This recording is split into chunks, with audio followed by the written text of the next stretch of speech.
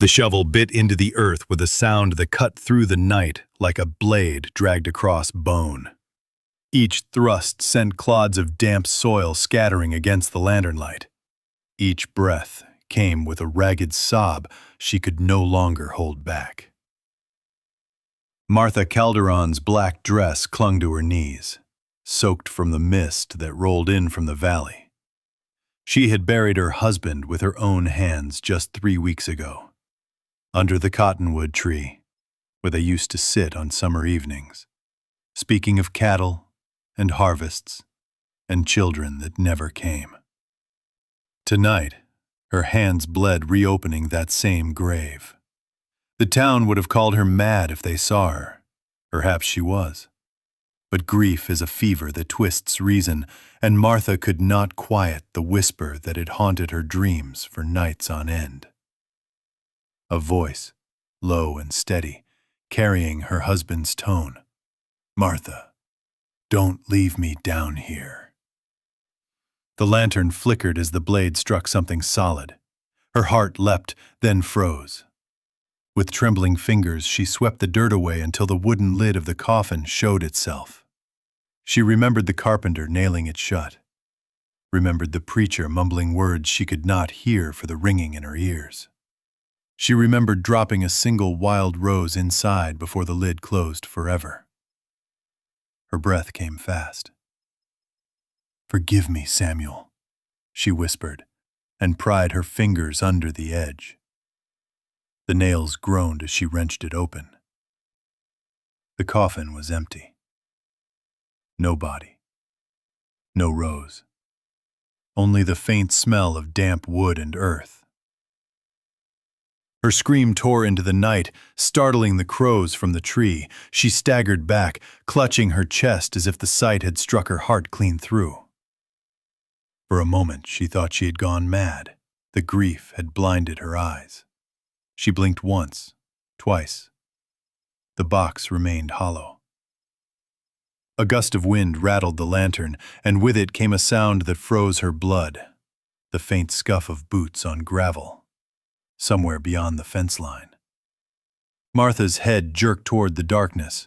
The cottonwood branches swayed, shadows thick as smoke. A figure stood just beyond the glow, tall and still. She could not see his face, but the brim of his hat caught a line of moonlight. "Who's there?" she rasped, her voice trembling. The figure did not move. Her hand groped for the shovel, holding it like a weapon, though her arms quivered under the weight. Her husband had taught her to aim a rifle, but a shovel was all she had now. The silence pressed in until she thought she might collapse beneath it. Then the stranger spoke, his voice low, gravel dragged across stone. "You shouldn't have opened it." Martha's knees buckled.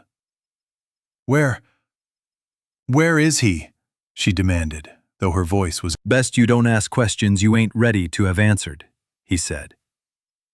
Before she could speak again, the man turned and melted back into the dark, leaving only the crunch of his boots fading into silence. Martha collapsed beside the open grave, sobs tearing through her throat. She pressed her palms against the coffin's rim, desperate to find some trace of Samuel. Nothing remained. Not his wedding ring, not the rose, not the body she had kissed goodbye. The earth seemed to hum under her knees, alive with secrets she could not bear. Above her, the cottonwood's branches moaned in the wind, and with them came another whisper, one that made her skin crawl. "Martha." Her lantern guttered, nearly died, then flared again. She spun, certain she would see the scarred man. But the graveyard was empty. Her breath shook. Somewhere in her mind she knew the sheriff would call her hysterical. The preacher would call her cursed, and the neighbors would not open their doors if she came crying of empty coffins and men in shadows. She was alone. Yet even as terror clawed at her ribs, one truth settled like iron in her chest. If her husband's body had been taken, then someone had stolen him, and she would not rest until she found out who. She shoved the coffin lid shut, her fingers numb, and whispered into the night. Samuel, if you walk this earth again, I'll find you. If you're taken, I'll bring you back. And if the devil himself came for you, I'll follow him to hell. The wind carried her words into the dark, and for the first time since Samuel's death, Martha Calderon rose from her knees, not as a grieving widow, but as a woman with fire in her blood. The dawn broke gray over the town of sundown, painting the clapboard buildings in the color of old ash. Martha rode her mule into the main street with her black shawl pulled tight, eyes fixed straight ahead. Behind her, the hills rose like the backs of sleeping beasts, and somewhere beneath one of them lay an empty grave that gnawed at her soul. The few townsfolk already awake stopped what they were doing to watch her pass. Men on the boardwalk lowered their voices. Women stiffened and pulled their children aside. The widow was a ghost among them, a reminder of something no one wanted to name. At the sheriff's office, she tied the mule and climbed the steps. Sheriff Eli Kincaid looked up from his desk when she entered, his weathered face registering more annoyance than concern. His star glinted faintly in the lantern light, but the bottle half hidden beneath the desk said more about the man than his badge ever could. "Martha," he drawled, not unkind but without warmth, "what brings you here at this hour?" She stood rigid, dirt still under her nails. "Samuel's grave is empty." The sheriff blinked, then leaned back in his chair. "Empty?" She nodded once, her jaw set. "I dug it up. The coffin? There was nothing inside." Kincaid rubbed a hand across his jaw, buying time. "Widow, you know, grief makes a person see things, hear things. I'd reckon I know what I saw," she snapped, voice ringing harder than she intended. The room seemed to shrink around her. "I buried my husband, and last night, his coffin was hollow."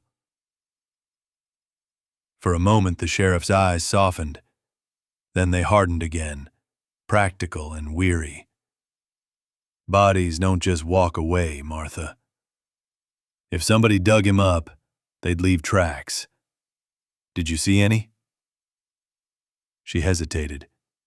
She thought of the man in the shadows, the scar, the way his voice had chilled her blood. "There was someone there," she admitted quietly, "watching me. He said I shouldn't have opened it." Kincaid's face paled a shade. He shifted in his chair like a man remembering something he'd rather forget. Tall fella, scar down his cheek. Her breath caught. "You know him?" The sheriff didn't answer right away. Instead, he reached for the bottle under his desk, poured a finger of whiskey, and stared at it as if the amber liquid might hold a map. Finally, he muttered, "Name's Silas Creed. Used to ride with the border gangs before the war. Folks say he came back, death itself." Her heart hammered, but she didn't flinch. "Then he's the one I need to find." The sheriff sighed, looking suddenly older. "There's a trail heading out past the ridge north of town. Folks seen his fire there at night. But you'd do better forgetting this. Bury an empty coffin again and let it lie." Martha's voice was steady when she replied, "I buried my husband once. I won't bury him again unless I know where he's gone." That night she packed what little she had. A lamp, matches, a small revolver Samuel once carried but rarely used, and the wild rose she had pressed between Bible pages after the funeral. She wrapped it carefully in cloth, as if it still carried his breath. The road north was a lonely one, lined with dead cottonwoods that clawed the sky. Coyotes howled in the distance, and the wind carried the smell of sage and something fouler. Smoke, faint and acrid, like burned bones. By midnight, she saw it, a flicker of fire among the rocks. She tethered the mule and crept closer on foot. Each step crunched gravel loud as gunshots in her ears. Her heart pounded so hard she feared it would give her away. The fire burned low, throwing long shadows. Around it, strange objects were laid out.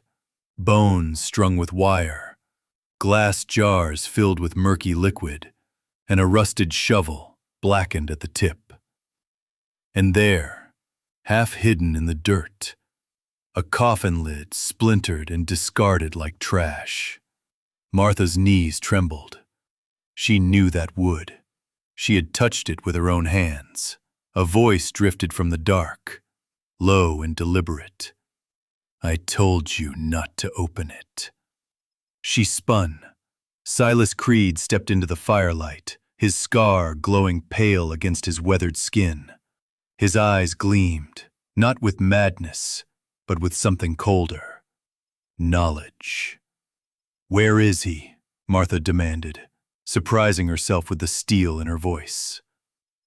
Creed's lips twisted into something that might have been a smile. "Closer than you think." He gestured toward the shadows, and Martha followed his hand, only to see movement beyond the fire. A shape, broad shoulders, a face half lit that made her chest seize. Samuel, her husband, stood just outside the circle of light. His eyes found hers, but they were not the eyes she remembered. They glowed faint, like embers in a dying fire. Martha's lips parted, but no sound came. Her husband stood before her, the man she had buried with her own hands. Same broad shoulders, same familiar jawline beneath the lantern's glow.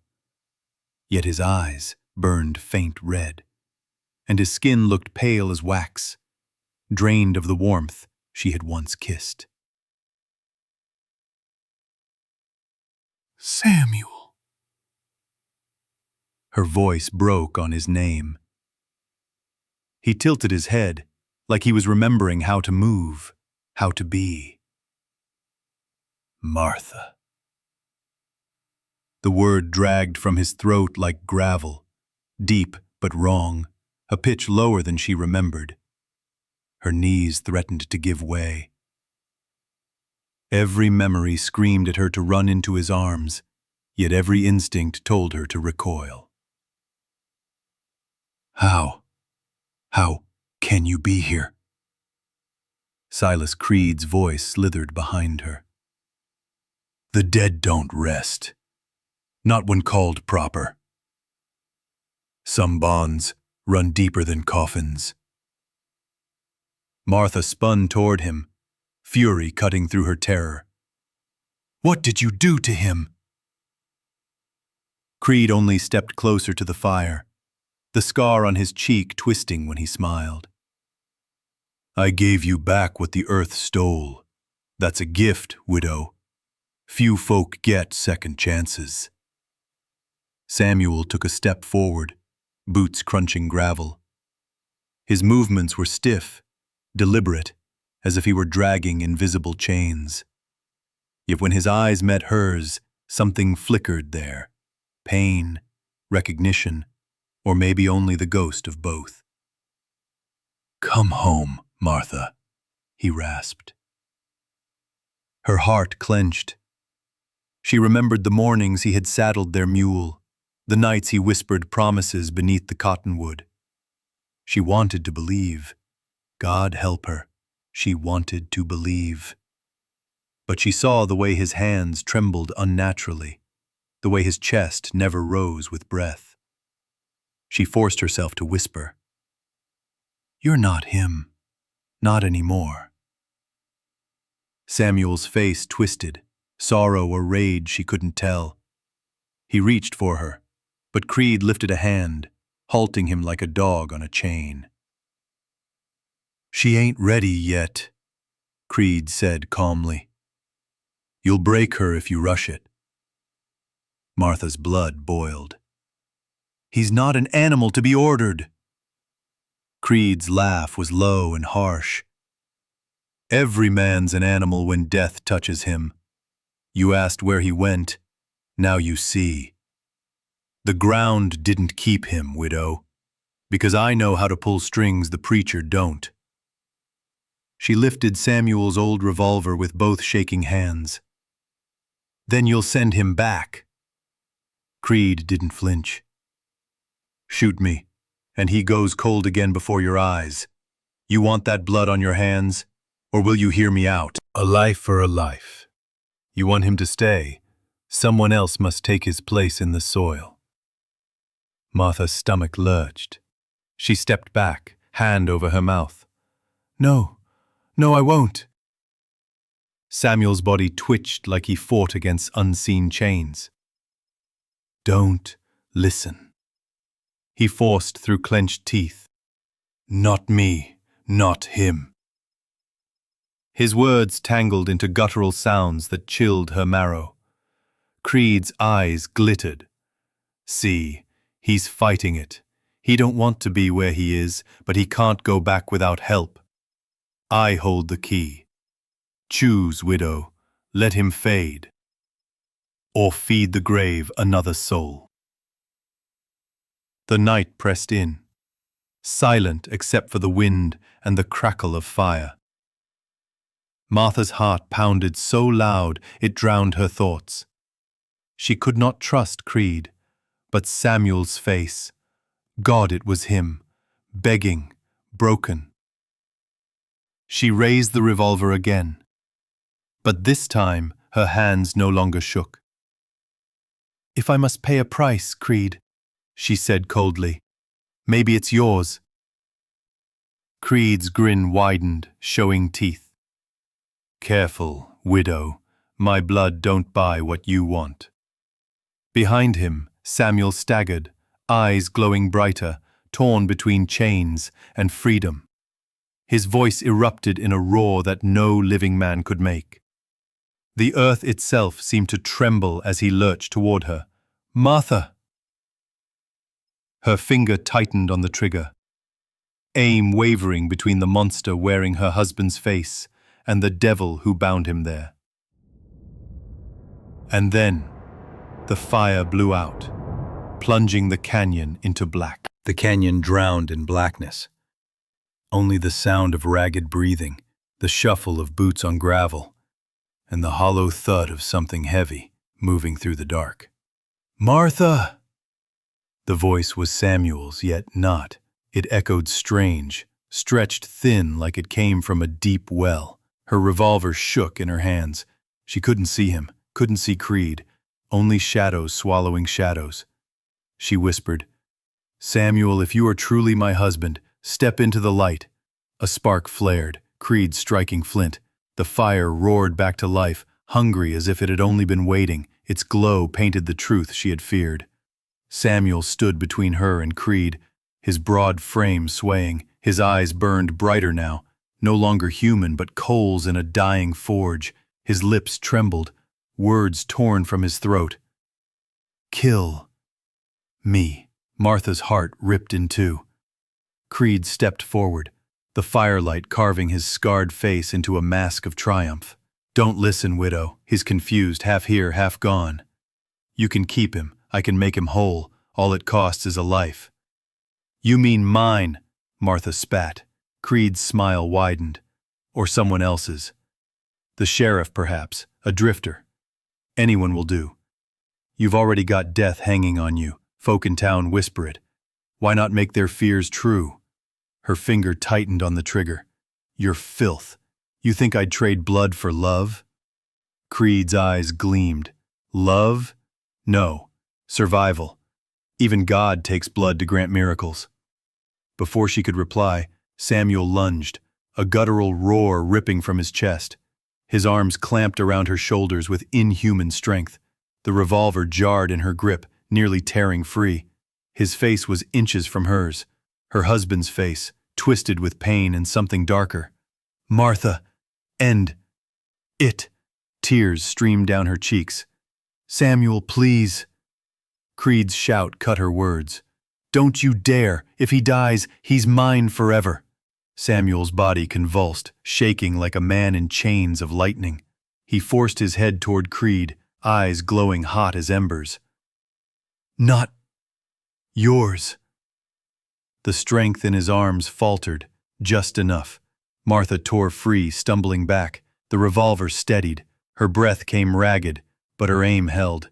Creed's hand darted to his belt, pulling a long knife etched with strange runes that shimmered in the firelight. "Then the widow bleeds tonight." He lunged. The canyon erupted, steel against steel, firelight against shadow. Samuel hurled himself between them, his body colliding with Creed's in a crash that sent sparks flying. The knife raked across Samuel's side, no blood spilling, only smoke rising like from scorched wood. Martha raised the revolver.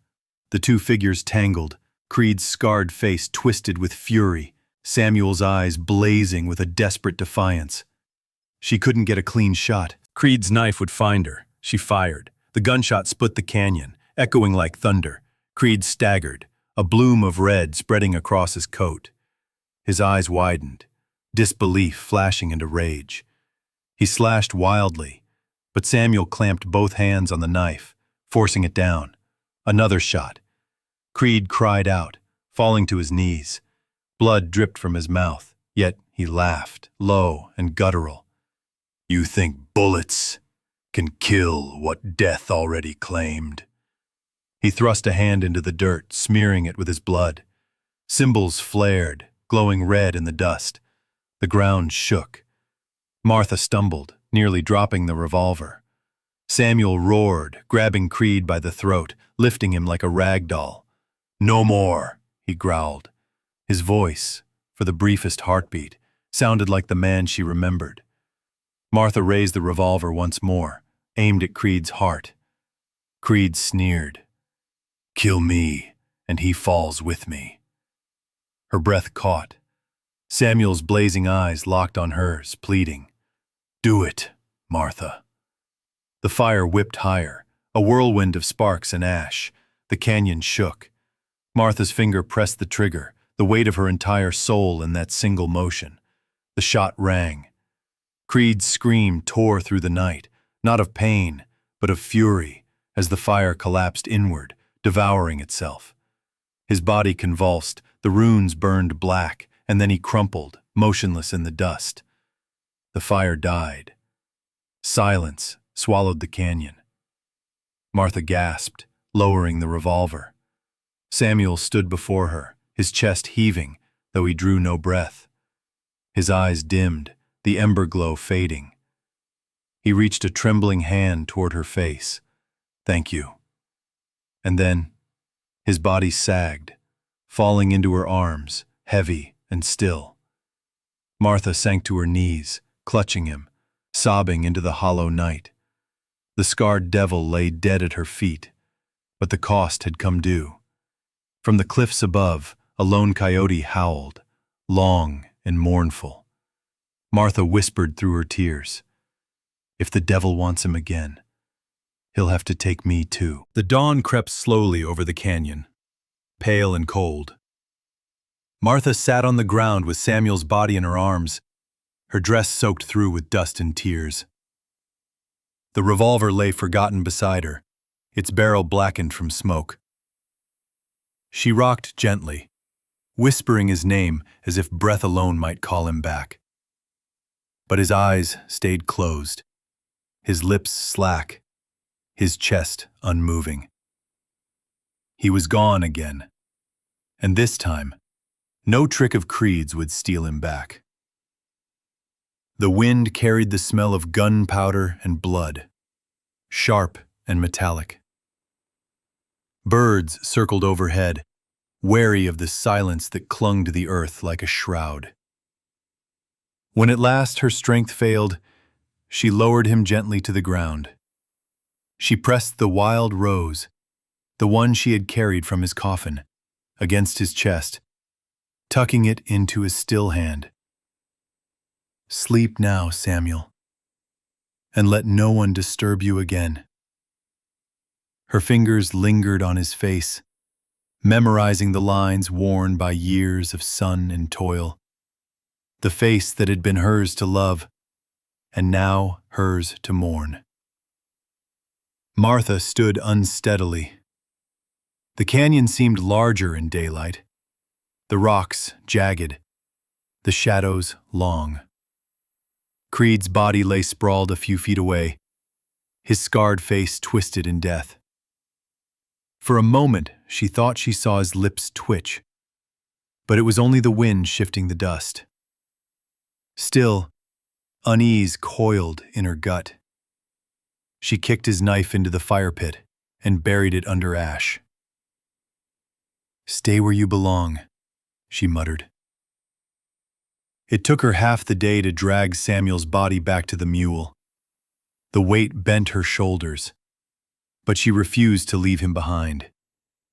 When she finally laid him across the saddle, she paused, looking back at the place where fire and blood had burned the earth black. The soil still smoked faintly, as if refusing to cool. By the time she reached sundown, dusk had already settled. The townsfolk stared as she rode in, Samuel's lifeless form draped across the mule. Gasps rose. Whispers spread like wildfire. Some crossed themselves. Others turned away. Sheriff Kincaid met her at the edge of the street, his face pale. "Lord above! Martha, what happened?" She slid down from the saddle, voice hoarse.